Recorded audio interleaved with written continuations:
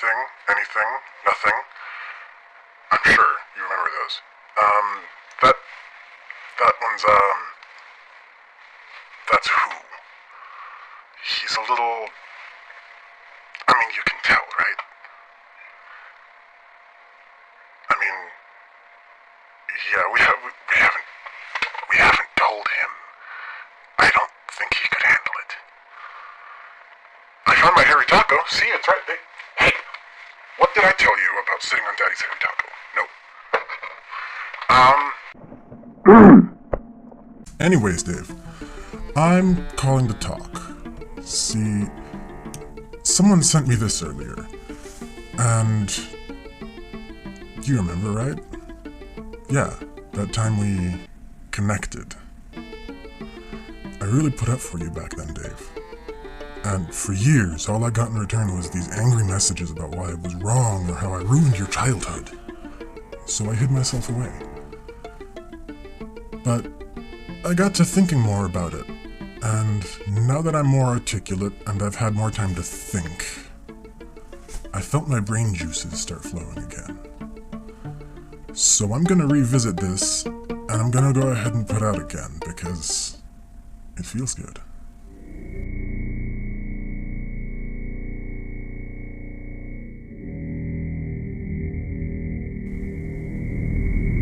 So to start this out, I'll start with two of the icons, Jack and Zero. As a recap, what I wrote before was that I thought Jack was burned alive. The thought sparked because of how quickly he catches fire, you know? At the very beginning of it, he's the scarecrow, and he shoves the torch in his pumpkin mouth, and it just everywhere. Well, even straw doesn't regularly catch that much, so I figured it was probably symbolic. Now, there were a lot of people that pointed out that there was the potential that Zero was his dog.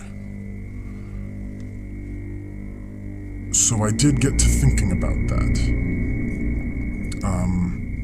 That is possible, I suppose, and it does actually kind of fit in. So what came from that thought, as well as many pointing out that Zero's nose is not a light bulb like I had initially thought it was, as well as initially written, it's a jack-o'-lantern. So what I'm thinking nowadays, I still think Jack was burned alive. All that's left of him afterwards is his skeleton, even, which is all that's left after you burn a body unless you reach, cremating temperatures.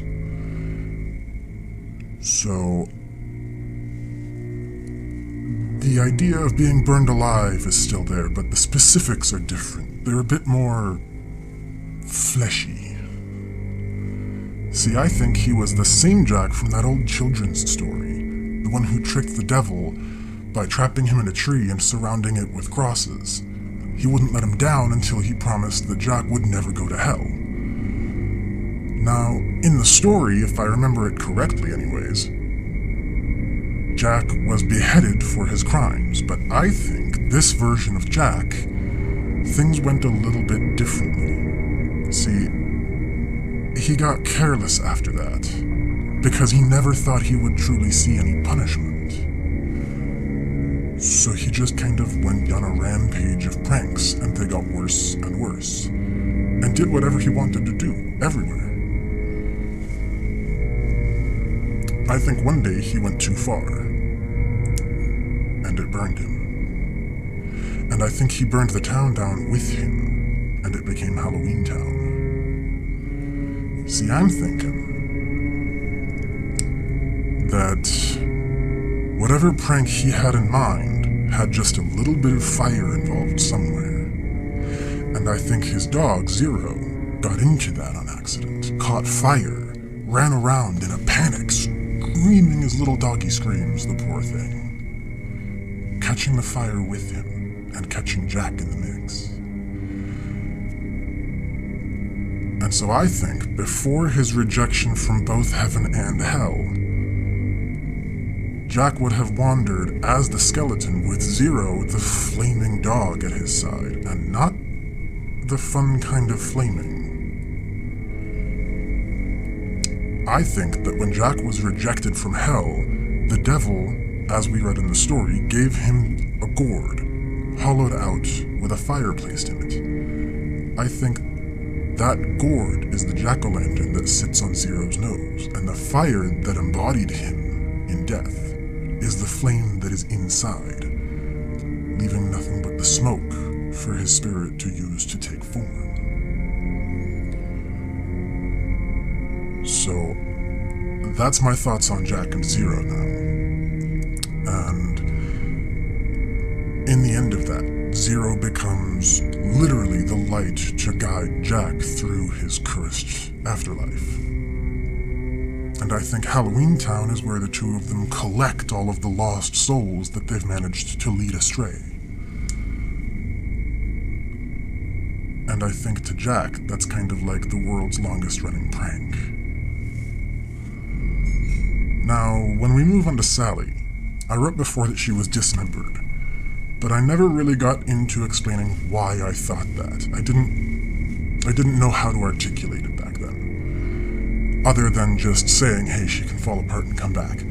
But the theories have evolved, as I said, so there's more to it now, and it all interconnects. See, eventually thinking harder, I kind of got the feeling she didn't used to just be one person. All of her body parts, they can move individually of each other. Which is why I think that. I think Sally has what may be the worst fate, because it's not just one person's fate. I think she was of multiple victims. She has shown herself to be extremely intuitive, and possibly even psychic. As some pointed out, she has visions, which may mean psychic. Some people said possibly witch, but I don't think so. I think her killer was taking pieces of women and trying to make the perfect companion. I think each part was the first part to be removed from each separate victim. The part that they knew was the beginning of their death, so it's what they latched onto. It's all that they remembered in death to take form. And then there comes Sally the Singular. I think that whoever was trying to put this together was trying to be a real-life Frankenstein. Someone wanted to put together a woman with their perfect ideal body, made out of women that he thought had ideal traits, to be a perfect companion, caretaker, lover.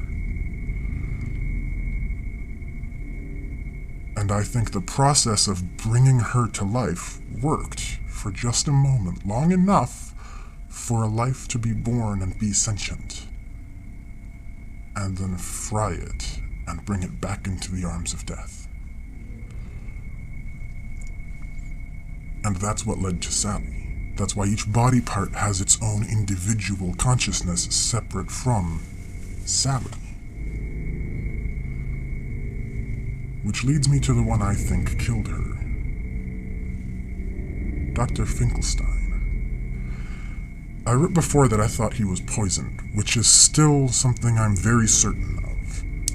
What I wrote before was that the proof in this is Sally poisoning him multiple times with things that would kill any of us in tiny little amounts, and she does not use tiny little amounts. The funny part of that is, in spite of being dead already, it still has an effect on him. Now I'm thinking that it strikes a sort of spiritual resonance with part of him, the part that remembers how he died. And so he's forced to relive his death in the closest way possible. He can't die again, so he's knocked unconscious. I think that's how he was stopped. But I don't think Sally's the one that did it. As I mentioned before, the process of bringing her to life killed her. I think that when that seemed to have failed for him, he got started up again. We see at the end of the film, he's made himself a whole new companion, one that works, one that's everything he wanted, one that is perfectly his image of the ideal companion. But she has half of his brain. I think he had everything but the brain, and had the victim he wanted to take the brain from. I think that victim somehow managed to live and poison him before he could kill her. And that's how he was stopped and how he died. Now, I think his brain being in the other, as well as the ability to open his skull, is again symbolic of his life, not his death. I think he was a psychotic neurosurgeon, someone with the skill, knowledge, and steady hands to be able to reattach all of the nerves and fine pieces of our anatomies, Dave. And someone who could wire a new brain into another body if he were talented enough, theoretically. So then, we're left moving on to the mayor. I still think he was hung, and I still think he was bipolar. I know there were a lot of messages out there about, that's not how bipolar works, that's not what goes on in there. And yes, I understand that, but also understand that to those of us that do not have it, it frequently looks like the person who does have it experiences these massive, sudden 180s. A huge mood shift that seems to come out of nowhere. Or even just the smallest things that to the rest of us would be a minor irritation in our day. And it seems to us, this person just takes it so personally, so deeply, that it can't not be personal and potentially life-shattering in that moment. That's the way it seems to a lot of us in extreme cases. And I think the mayor was one such extreme case. I think that he was the mayor in a time when bipolar wasn't understood. Of a town that didn't know how to deal with things. I think his townspeople in the town he governed decided he must be possessed. And when an exorcism failed, they lynched him. They lynched him and they hung him and they broke his neck to end what they thought was a potential demonic threat. So then we move on to the last four. And these all interconnect. So,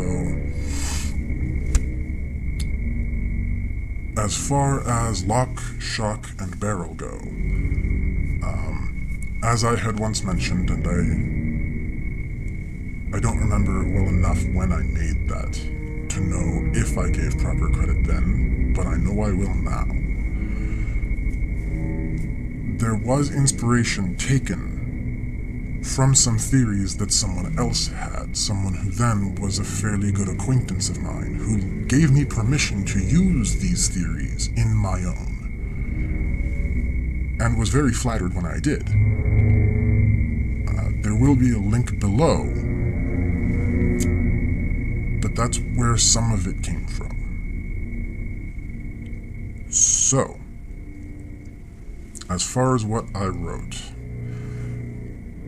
I still think Locke was trapped and frozen. I still think his blue lips and pale skin are good evidence of this, as well as the symbolic choice of a creature known to live in warmth, in heat, being symbolic of an inner desire to be warm. I still think Beryl was drowned, and I still think that his seaweed-like hair and aqua green lips are proof of that. I still think that the skeleton choice of costume is an inner wish for a proper burial, because as I wrote originally, when you are drowned and left to decompose in water, it doesn't decompose properly. The skin clings, and it doesn't become a regular skeleton. And I still think that Shock committed suicide. However, I think the three of them were friends, and in fact, I think Oogie Boogie was connected to them, not as their killer, but as their guardian. One of them, not all three. I think the three of them would go trick-or-treating every year, and one of them would have their big, burly, scary-looking uncle come with, a hard man who could scare anyone away just by looking at them, a heavy man, a gambling man. And I think this man gambled away a little too much and owed a lot of money to people you wouldn't want to owe even a tiny favor. And when he wouldn't pay, I think they took one of the children. One of the things they knew was the only thing he had a soft spot for.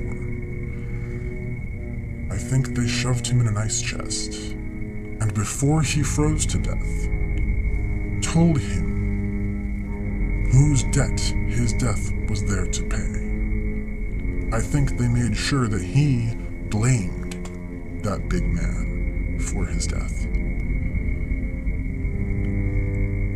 And I don't think that there was a second child taken by these people. I think that scared Oogie enough to pay off this debt. I think Beryl had an accident.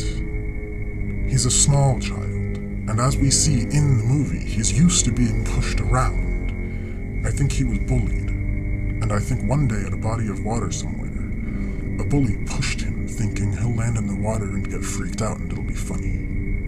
And I think he hit his head under the water. And when he woke up, he saw a very tall skeleton with a strange smoke-like dog, and a bony hand reached out for him. I think Shock committed suicide because her two friends were both dead. I think she had a bad home life. And I think whoever Oogie was, he was an uncle to one of the two dead ones. She couldn't bear to be around him. It was a reminder of her dead friends. And with the only things that made her days bearable gone, she swallowed some pills. And as she fell asleep, she wished harder than anything she could just be with her friends again. And then she opened her eyes and saw the both of them standing there, with a tall skeleton and a dog made of smoke. Now, Oogie, I think, took all of this as hard as anyone would. I think that with the death of the only three things that ever made him care in the world, his heart hardened, and I think he poured himself into his gambling addiction. I think there was a semi-conscious decision there to let himself die. So he gambled, and he kept gambling, and kept accruing any debt he felt was necessary. And then found out that when they said, if you don't pay us, we will take it from your hide, they meant it literally. So that's that, Dave. And I think I'm gonna go ahead and leave it there. Those are my newer thoughts on it. I hadn't thought about it this in depth in a long time until I got that message about that article. And honestly, I didn't think it would get as big as it has. It's all over the place. I really didn't. I thought that I would make it. It would be fun. We'd have a good time together, and then it would disappear, and we'd never do it again. And then I find out I did it and exploded all over the place. So here we are, and hopefully we'll get together and do it again soon. So, that being the end of it, I'm going to go ahead and let you go, Dave. Thanks for listening. Please be sure to let me know that you like me and follow me a little bit so that I can keep coming back to you. Until next time, keep giggling.